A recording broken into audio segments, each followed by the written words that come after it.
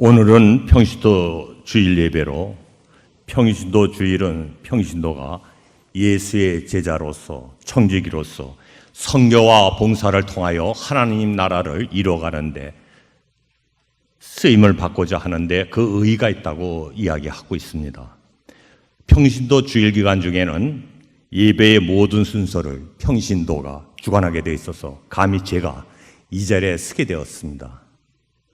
우선 이 자리를 허락하신 하나님께 영광을 올려드리며 감사와 찬양을 드립니다. 본 예배의 설교자로 목사님과 기획위원회 장로님들로부터 지정을 받은 후 무척 당황스럽고 황당하였으나 하나님께 순종한다는 자세로 누군가 하여야 한다면 기도로서 말씀을 준비하겠다고 말씀을 드렸는데 막상 이 자리에 서보니 무척 떨리고 두렵습니다. 먼저 말씀을 나누기 전에 저는 신학자도 아니고 신학을 별도로 공부한 장로도 아닙니다. 그렇기 때문에 저와 견해가 다른 많은 성도님들과 또는 목회자님들도 계실 겁니다.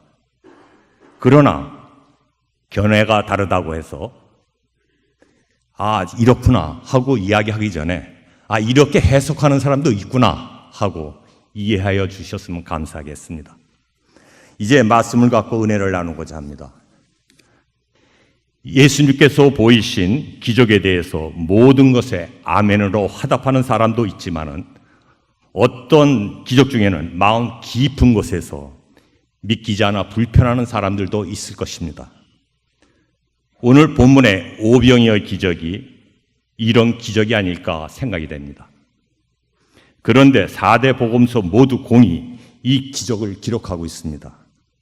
오늘 본문은 예수님이 행하신 네 번째 기적으로 빈들에서 날이 저물고 사람들이 먹을 것을 구할 수 없는 상황에서 떡 5덩어리와 물고기 2마리로 5,000명이 먹고도 12가지가 남은 오병이어의 기적으로 인적이 드문 한적한 벳사다의 광야에서 저녁에 일어난 사건에 대한 이야기입니다.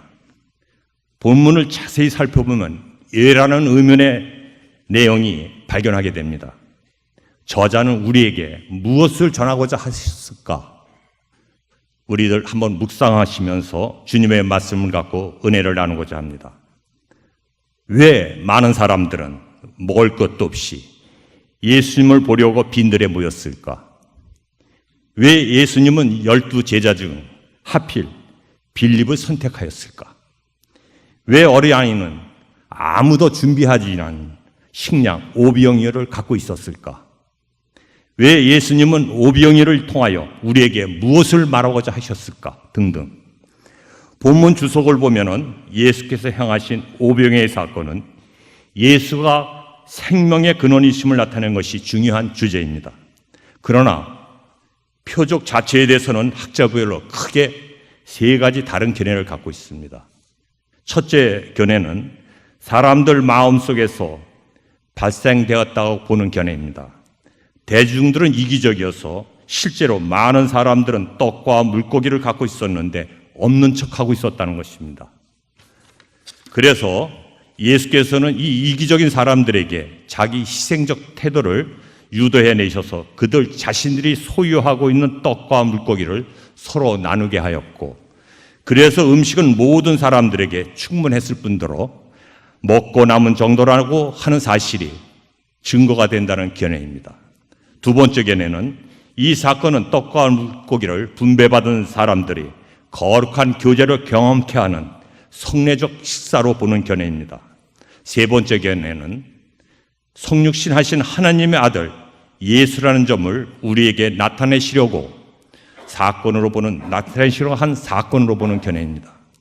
첫 번째, 두 번째 견해는 예수님이 행하신 기적을 영적 의미보다는 다른 의미로 해석하고 있지만은 세 번째 견해가 우리들에게 전하고자 하시는 의미로 받아들이게 됩니다. 주석에 의하면 떡과 물고기는 하나님 나라의 음식이며 생명의 양식이요 앞으로 다가올 하나님 나라의 대잔치에 미리 참여한 것으로 그 음식을 미리 맛본 것으로 그 오병이어의 기적을 나타내셨다고 주장하고 있습니다. 오병의 기적은 예수님의 특별한 동기와 목적에서 출발합니다. 그 동기와 목적은 5절과 6절에 자세히 설명하고 있습니다. 예수께서 눈을 들어 큰 무리에게 자기에게 오는 것을 보시고 빌립에게 이르시되 우리가 어디서 떡을 사서 이 사람들로 먹게 하겠느냐 하시니 이렇게 말씀하시면 신이 어떻게 하실 것이라고 하는 것을 아시고 빌립을 시험코자 하심이라. 예수의 질문을 자세히 읽어보면 그 의도를 정확히 알 수 있습니다. 우리가 어디서 떡을 사서 이 사람들을 먹게 하겠느냐, 이 배고픈 사람들을 먹일 떡을 어디에서 구할 수 있느냐는 질문입니다. 마태복음 16장을 보면 예수는 제자들에게 사람들이 인자를 누구라 하느냐, 너희들 제자들에게 나를 누구라 하느냐 질문에 대해서 베드로가 이르되 주는 그리스도요 살아계신 하나님의 아들이시냐고 답을 합니다. 이와 같이 예수님은 네 번째 이적인 오병이어의 기적을 통하여 많은 사람들 앞에서 다시 한 번 더 성육신하신 하나님의 아들임을 나타내고자 하심이 저자가 우리에게 말하고자 하는 견해일 것입니다. 본문을 살펴보면 빈들에서 어떻게 기적이 일어난지를 알 수 있습니다.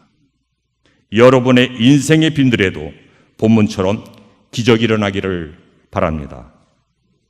빈들에서 일어난 기적의 주인공들이 되시기를 바랍니다. 첫 번째로 빈들의 기적은 비움 속에서 믿음이 있어야 일어납니다. 예수님은 무리들이 배고프다는 것을 아셨습니다. 그들을 긍휼히 여기셔서 그들을 먹이시러 마음먹으셨습니다. 무심천득이라는 한자어가 있는데 이는 마음을 비우면 하늘의 뜻을 얻는다는 뜻입니다. 매년 5월이면 여의도 한강 고수부지에서 멍 때리기라는 대회를 합니다. 아무 생각도 없이 15분 동안 멍하니 있으면 머릿속이 텅 비어진다고 합니다. 아무것도 없이 비워진다. 이것은 무엇하는 것입니까? 비워져야 건강에도 좋고 새로운 것이 창조된다는 것입니다. 즉 비워야 무언가 채워진다는 이야기입니다. 다 비워야 더 많은 것을 채울 수 있다는 평범한 진리로서 이 사건을 통하여 비워야 가득 채워주시는 예수님의 기적을 보게 됩니다. 예수님은 그들을 먹이시기 전에 먼저 제자들의 믿음을 시험해 보셨습니다. 빌립의 믿음이 연약한 것을 아시고 그의 신앙을 연단하기 위하여 빌립에게 우리가 어디서 떡을 사서 이 사람들을 먹이겠냐고 말씀하십니다. 예수님은 어디서라고 질문을 하셨는데 빌립은 현실적으로 불가능하다는 의미로 어떻게라고 대답을 합니다. 빌립의 대답은 장소에 대한 것이 아니라 떡을 사는 데 소요되는 비용에 대하여 답을 합니다. 믿음으로 생각하는 것이 아니라 계산하고 그 계산의 결과대로 사람의 생각으로 예수님께 대답을 합니다. 빌립에 대한 시험은 예수님이 자신에 대한 제자들의 믿음, 즉 너희는 나를 누구라 하느냐 이 질문에 대한 답 같은 확신의 믿음을 듣고자 하신 것입니다. 여러 표적을 보았던 제자들이 예수님에 대한 능력에 대해서 어떻게 생각하고 있는지도 알고 싶으셨던 것 같습니다. 또 다른 제자 앙드레는 같은 상황에서 예수님에게 여기 한 아이가 있어 보리떡 5개와 물고기 2마리를 가졌나이다. 그러나 그것이 이 많은 사람들에게 얼마나 되겠습니까?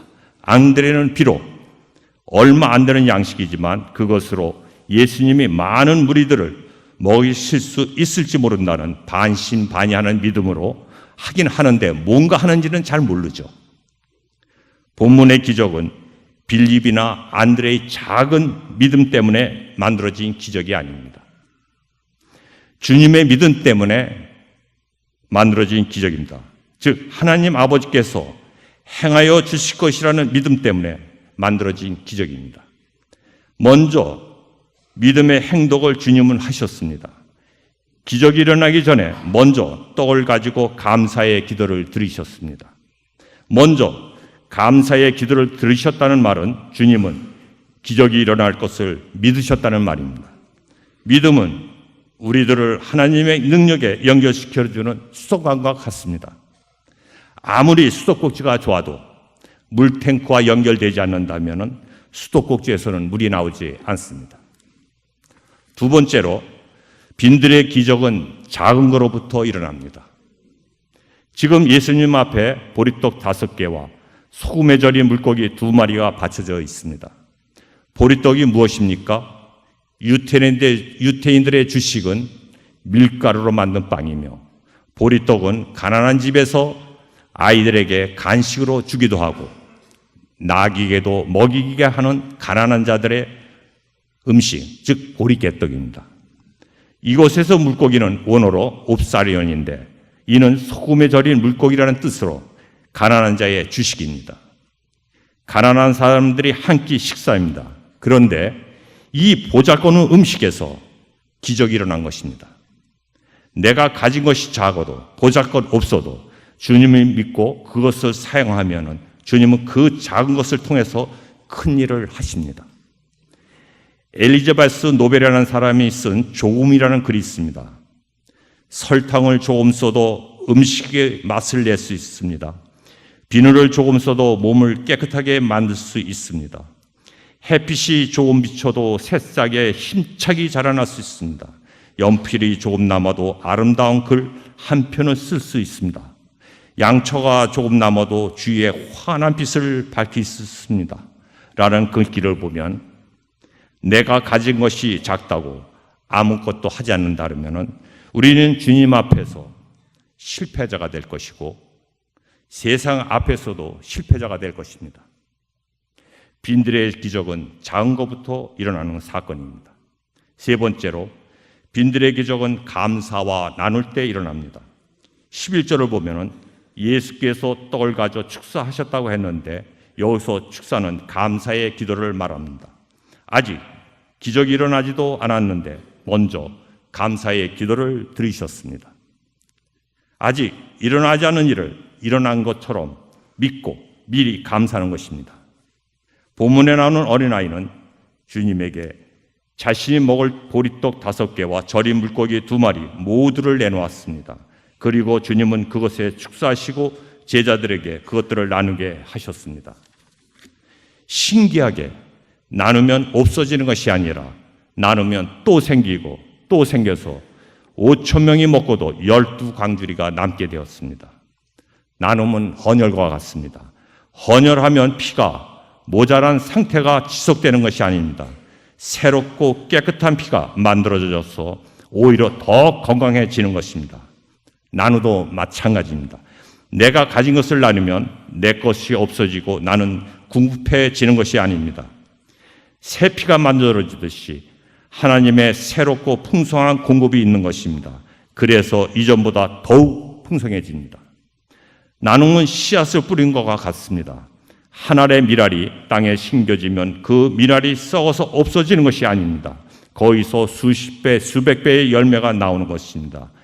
이것이 성경의 원리입니다. 잠언 11장 25절을 보면은 구제를 좋아하는 자는 풍족하여질 것이요 남을 윤택하는 자는 자기도 윤택하여지리라 고 말씀하십니다. 구제를 좋아하는 사람은 있는 것을 빼앗기는 것이 아니라 더욱 풍성해지고 더욱 윤택해지는 것입니다. 빈들의 기적은 감사와 나눌 때 일어납니다. 이제 말씀을 마무리하고자 합니다. 오병의 기적은 소박한 믿음과 자그마한 것이라도 바치는 어린아이의 헌신으로 시작되었습니다. 현실적으로 이루어지기 힘든 상황임에도 불구하고 이룰 수 있다는 가능성에서 주님께서 행하여 주실 것이라는 믿음 때문에 만들어진 기적입니다. 비록 작은 것이라도 예수님의 능력이 더해졌을 때 커다란 기적이 일어난다는 것과 감사와 나눔을 더 큰 결실을 가져다 준다는 것을 말하고자 하는 것이 본문의 교훈이 아닐까 생각이 됩니다. 오병이어의 기적, 이야기를 통해서 우리의 믿음을 되돌아보고 우리가 가지고 있는 것이 비록 적을지라도 주님을 위해 이웃을 위해 사용해달라는 기도로 믿음 생활하시는 성도님들이 되시기를 기원합니다. 예수님 안에서 항상 풍성함이 더하는 기적을 경험하는 성도님들이 되시기를 주님의 이름으로 축원합니다. 감사합니다. 기도드리시겠습니다.